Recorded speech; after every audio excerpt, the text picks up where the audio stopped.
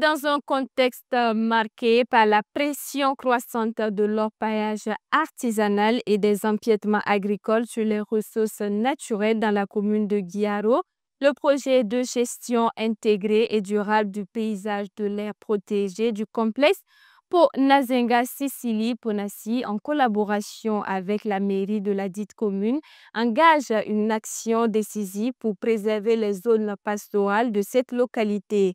À cet effet, une vaste opération de sécurisation de la zone d'aménagement pastoral de la commune a été lancée ce jeudi 6 novembre 2025. Suivant ce récit, toujours avec Colette Silboudou. À Guiaro, dans le Naouri, la pression croissante de l'orpaillage artisanal, les empiètements agricoles et le package illégal des animaux se fait ressentir sur les ressources naturelles.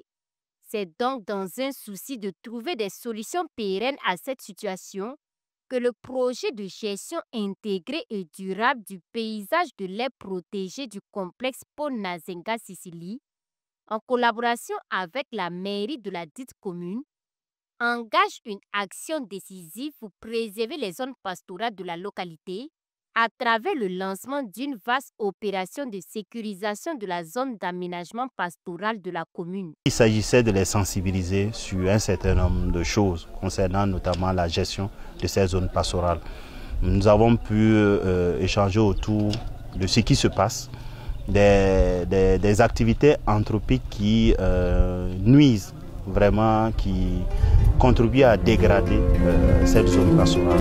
Le 8 août dernier, dans le cadre d'un suivi des activités de gestion durable des terres, la coordination du projet et les autorités locales constataient l'impact préoccupant de l'orpaillage artisanal et des empiètements agricoles sur la zone pastorale de Guiaro. Malgré les efforts des forces vives, cette pression persiste, compromettant la durabilité des ressources pastorales et la coexistence pacifique.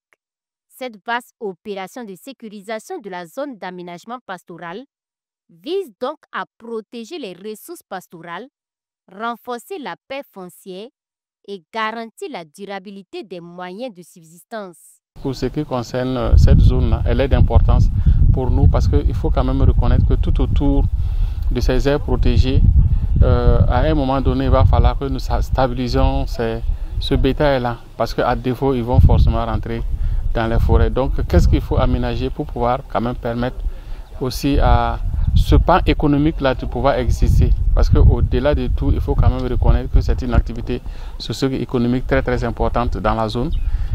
Donc, c'est inscrit en lettres d'or dans le document du projet et c'est pour ça que le projet vraiment veille à accompagner les acteurs locaux vraiment à la sécurisation même de la zone et aussi à sa viabilisation. La mise en place des points de contrôle mobile pour l'identification du bétail et le suivi des documents de transhumance, la répression du banditisme pastoral à travers des opérations de sécurité ciblées, le marquage visiblement des limites de la ZAP à la peinture rouge et ou avec des balises, voici autant d'actions qui seront menées dans le cadre de la sécurisation et l'encadrement de l'activité pastorale dans la commune.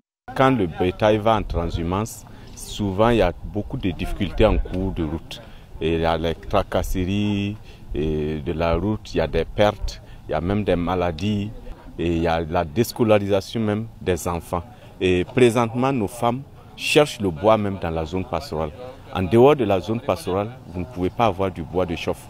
Il y a également même les amandes, les produits forestiers non ligneux que nos femmes cherchent là-bas. Donc tout ça, ce sont des avantages.